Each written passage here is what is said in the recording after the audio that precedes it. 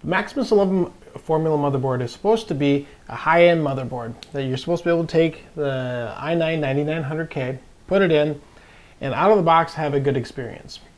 You're supposed to be able to also overclock this processor, have it hold 5.1, 5.2 gigahertz frequency, as well as maintain good temperatures, be stable, and give you an overall excellent experience. Today we're going to play around with some Cinebench, look at the temperatures, and I'm going to give you some more thoughts as to what I think of the motherboard in full. Well, first thing we're going to do is we're going to go ahead and boot into BIOS. I'll show you that we've got everything set to the optimized defaults, and we're going to come back and run a few Cinebench marks, start overclocking a little bit, and see where we end up.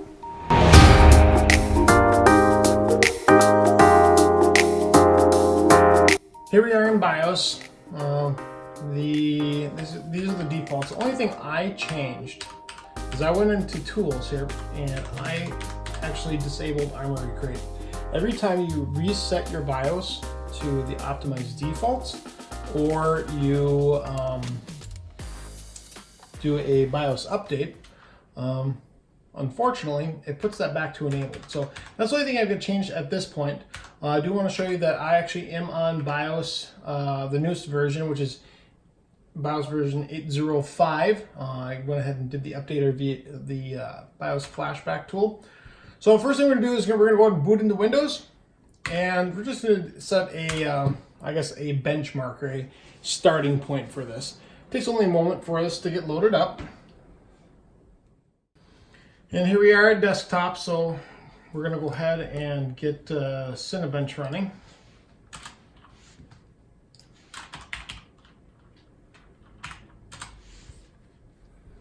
And I'm also going to use CPU ID's hardware monitor for temperatures. That way you can see what the frequencies are running at, temperatures, all that fun stuff. Okay, so first things first, we're going to just run this to get ourselves a starting point. This is fully stock.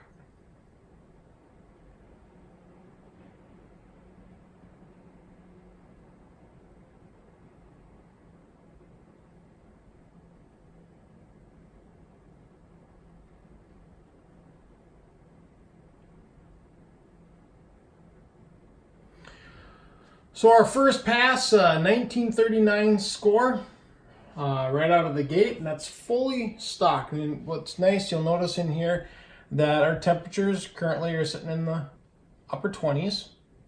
The packages jump up to 57 during the test, which that's fine. You know, mid 50s for temperature. I do have everything on water right now. Again, everything's set to default. And then it looks like our processors went ahead and they were around 4.7 across. Actually, nothing jumped up to the single 5.1, which, you know, that's interesting. But we're going to go ahead and jump into BIOS, make a couple changes with regards to multi-core enhancement, and come back in, run it again at the semi-stock, and then we'll start overclocking from there. Okay, here we are into BIOS again, and you know, one thing I do want to change, because again, I left everything at full stock settings. I didn't do anything else. I didn't mess with memory, didn't do anything. We're going to go ahead and let it set up our memory. We're going to enable multi-core. And let me see here. Leave that.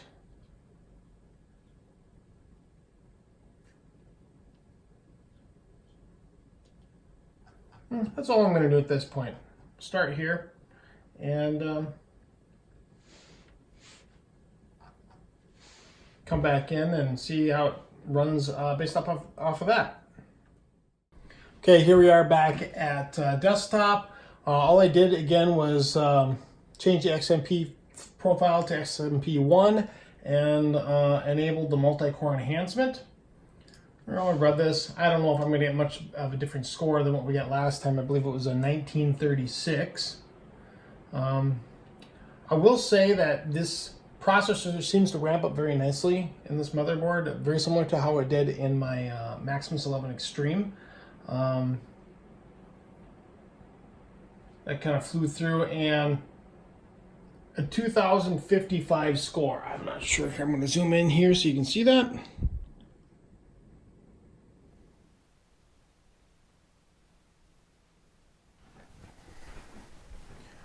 So as you can see, we had a really nice score there. Again, that's just enabling multi-core enhancement here. Our temperatures stayed nice. They peaked into the 60s, but again, that's because of the multi-core enhancement, everything locked at that. Currently, they're idling in the low 30s, and we did get our core clocks to actually sync up at 5 gigahertz. So, so 5,000 megahertz. So that's awesome. We're gonna go ahead and restart into. I'm gonna save this. We're gonna go ahead and restart into BIOS again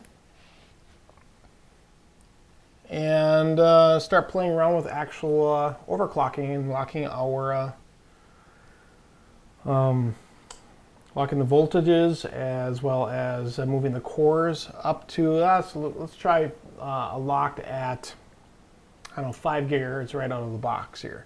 So 5, we'll go 5.1 from there, and we'll see how far we can push it here. So we'll change a couple settings in here as well. So first thing I'm going to do is go here. We got that auto. Leave that alone. I'm going to change that to, actually I had auto. I didn't have the sync all cores on there. That's funny. So we're going to go 50.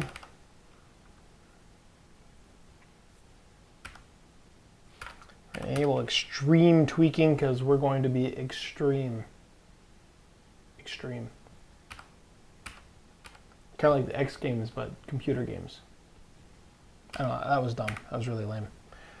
Let me see. We're going to move this up, the CPU load line calibration. We're going to actually go up to a 7. Why not? Screw it. Well, 8. Auto. We're going to move that up to CPU current capabilities. Move that up. DRAM. We're going to move that up.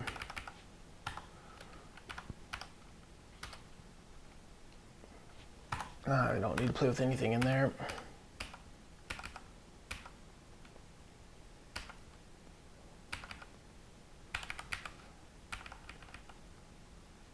You know what I'm going to do? I'm going to leave the CPU core voltage at auto to start here because I want to see what we get for voltages as it ramps it up on its own. We're going to boot back in here.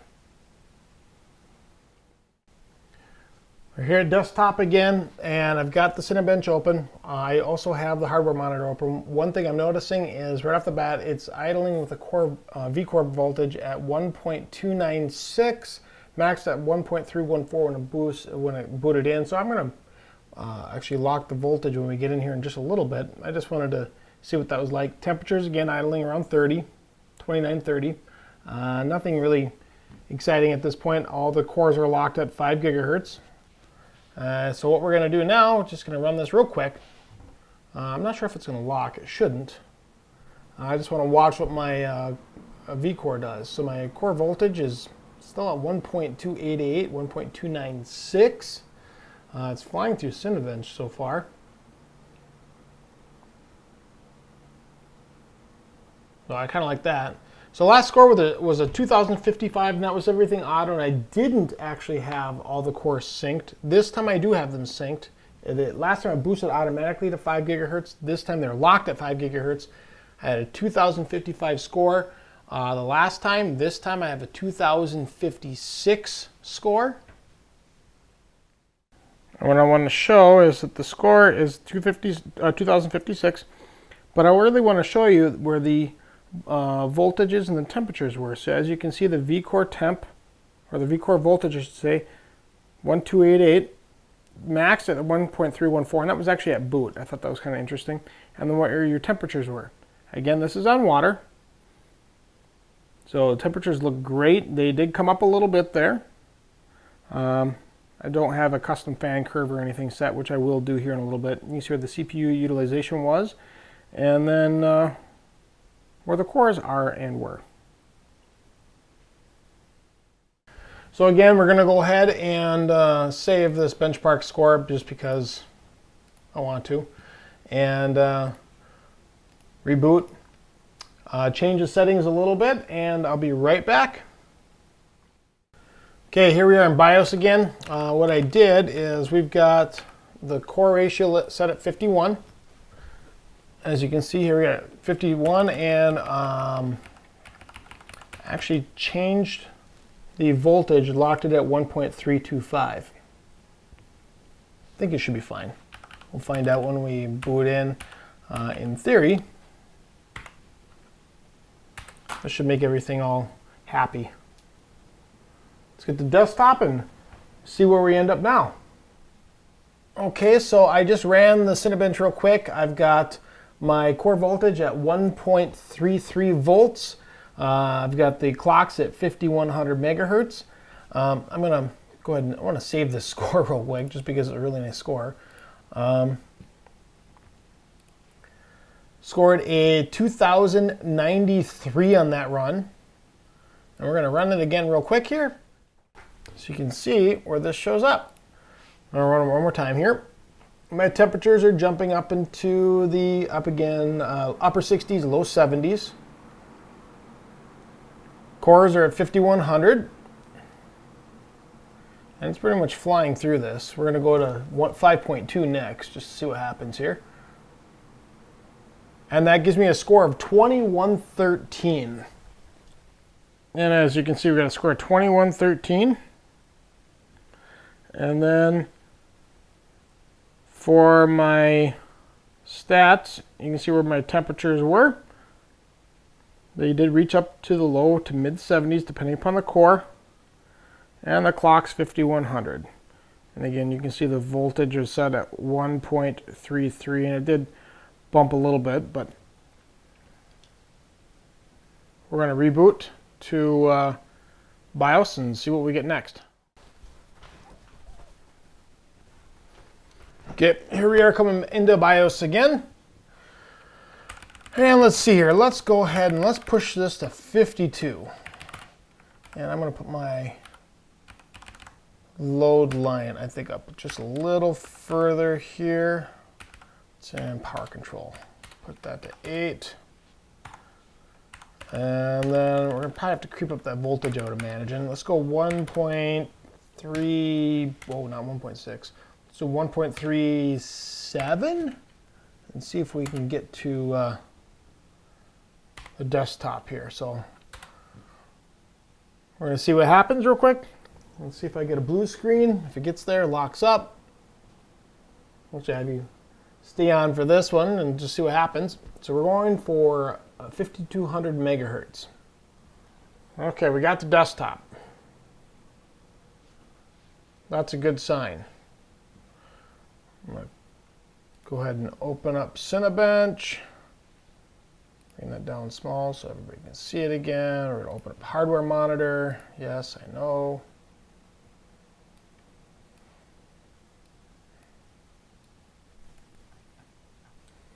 And get rid of the fans. Close some background processes that we don't need running.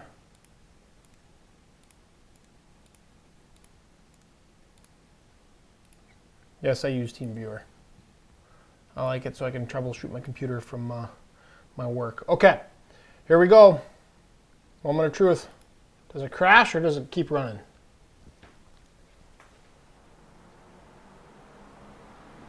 Oh, those fans are going crazy. Temperatures in the low 80s, upper 70s. Wow. Voltage at 1.37.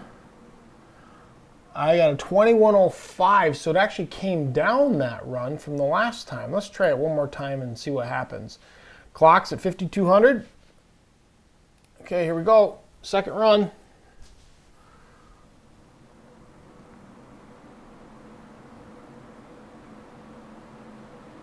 She's flying through.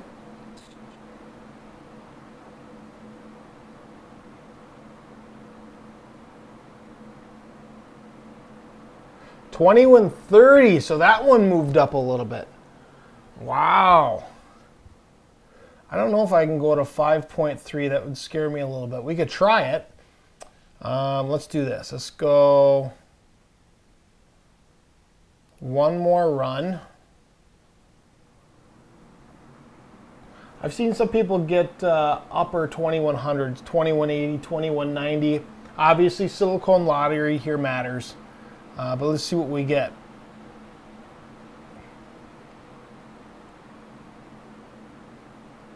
$2131. So I think that's probably what we're going to end up at is the 2131, 5200 megahertz. So let's go for 5.3 and see if it happens. Okay, here we are. Let's see here. Let's try to see if we can get to 53. I don't know if we can get there. I'm going to move the voltage up a little bit. I doubt it'll even boot at 130. Let's try 139. No, not 1.9. Let's try 139. It's kind of scary. Let's go for it. I'm on water. See if it even boots. Okay, we're watching.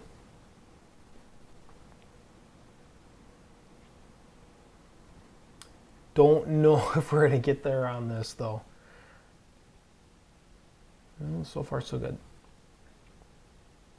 I will say I'm very surprised with how well this motherboard does seem to overclock and stay stable. I had some issues with my Maximus Extreme, but I found out it was actually in my settings. I had a couple things turned off. I didn't have the extreme tweaking on. Here we are at a desktop running at 5.3 gigawatts. That's supposed to be gigahertz actually, but anyway. We're going to minimize a couple of things here. I want to see where we're at. Core voltage 1.394. Holy buckets. 5,300 megahertz, and let's run a Cinebench. I don't even know if it'll even open. Holy crap, it opened. All right, moment of truth. Crash or no crash? So far, no crash.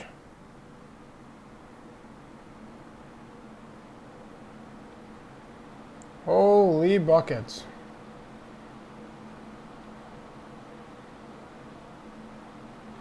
Temperatures in the mid to upper 80s. Oh, I think it just crashed. No. Oh, I thought we were going to get there. She did. Cinebench crashed. There's that blue screen that we hit. All right, I'm going to push the voltage just a little further. We'll see what happens. All right, here we are. We're back to our desktop again. 1.40 volts. I do have a little bit of offset available. So right now it booted at 1.412. If this wasn't on water, I wouldn't even want to consider this. I am currently idling in the low to mid 30s. 5,300 on the core. And we're going to go ahead and try the run. I do have Cinebench open at least, so I don't know how this is going to turn out. But we're going to find out. Nervous. And there goes my temps. Holy buckets. Package 92 degrees is where cat. Oh, and there we go. Locked up. I don't think we're going to get 5,300.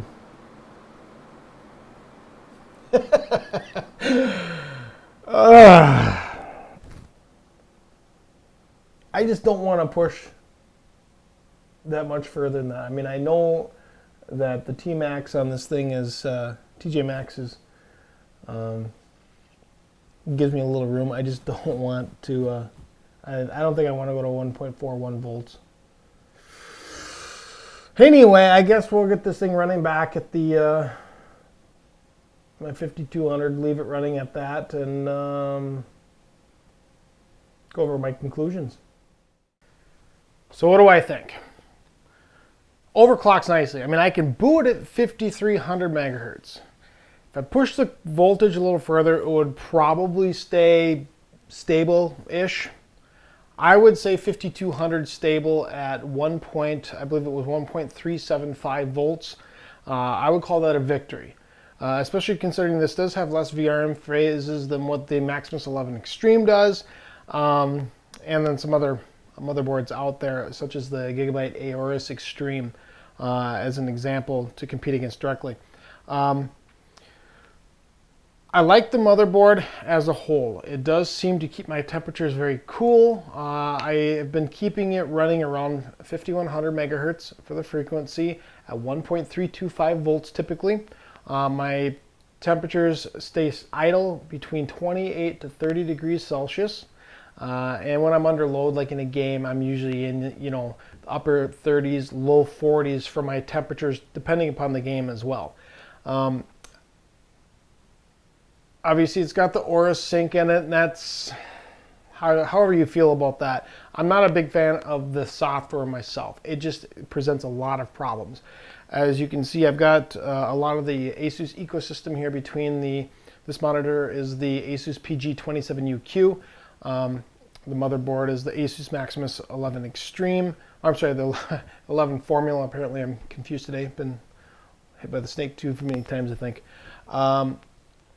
And my graphics card is the Asus. In this one right now, it's the Asus Strix 1080 Ti Overclock Edition. I think it's the O11G or whatever they titled it. I'm not going to go looking for that at the moment. When I hook up this monitor to this motherboard with this graphics card in it, for whatever reason, the Aura Sync locks everything up. So I cannot use Aura Sync with this motherboard, with this monitor, and have everything synced. Everything else is fine, but it's just when this motherboard's plugged in. Also, I found a weird thing that when this monitor is plugged in, we're going to get into this into a different video, but for some reason with HDMI, or I'm sorry, with DisplayPort connected, I can't get into BIOS. And when I contact Asus, Asus said, well, then just use the HDMI cable for their $2,000 monitor. Are you kidding me?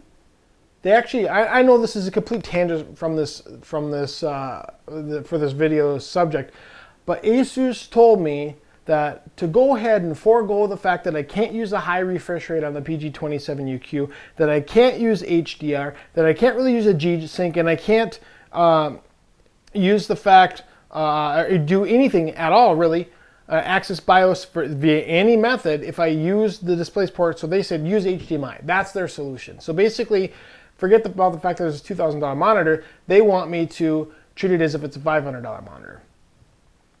I guess maybe I'm the only one who sees the problem with this. And then when I contact their customer service to try to get this all figured out, they said, okay, yeah, we'll do an advanced RMA for you, but we want to place a hold on your credit card for the next month for $2,600.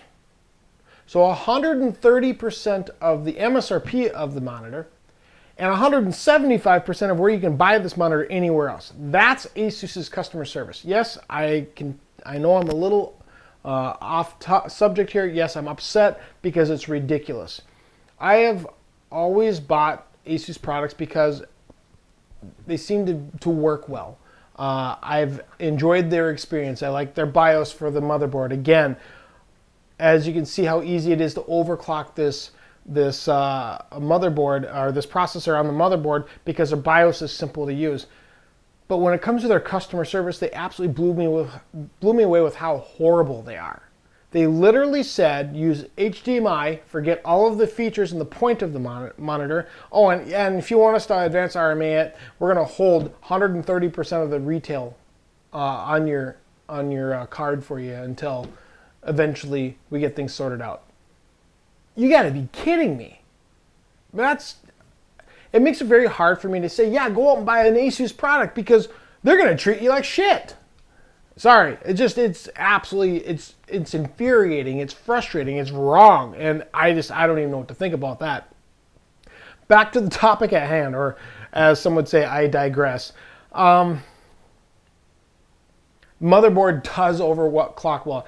One thing I don't like is that it is enabled to install the Armoury crate from the motherboard directly into your operating system by default. So if you reset the BIOS, by default, it's enabled to install Armoury crate, so their own software, which I understand they've probably put a lot of time in developing the software. I don't want them to decide that I'm going to have their software installed on my machine. I don't want that. So keep in mind, you do have to go into the BIOS and disable install Armoury crate. Anytime you reset to optimize defaults, same thing. very strange. I don't understand it, but it does that. The fact that it does have the easy flash for the BIOS is awesome to use. I've used it a few times. In fact, I think the next time I do a BIOS update, I'll just do a quick video showing how simple it is to use their easy flash BIOS.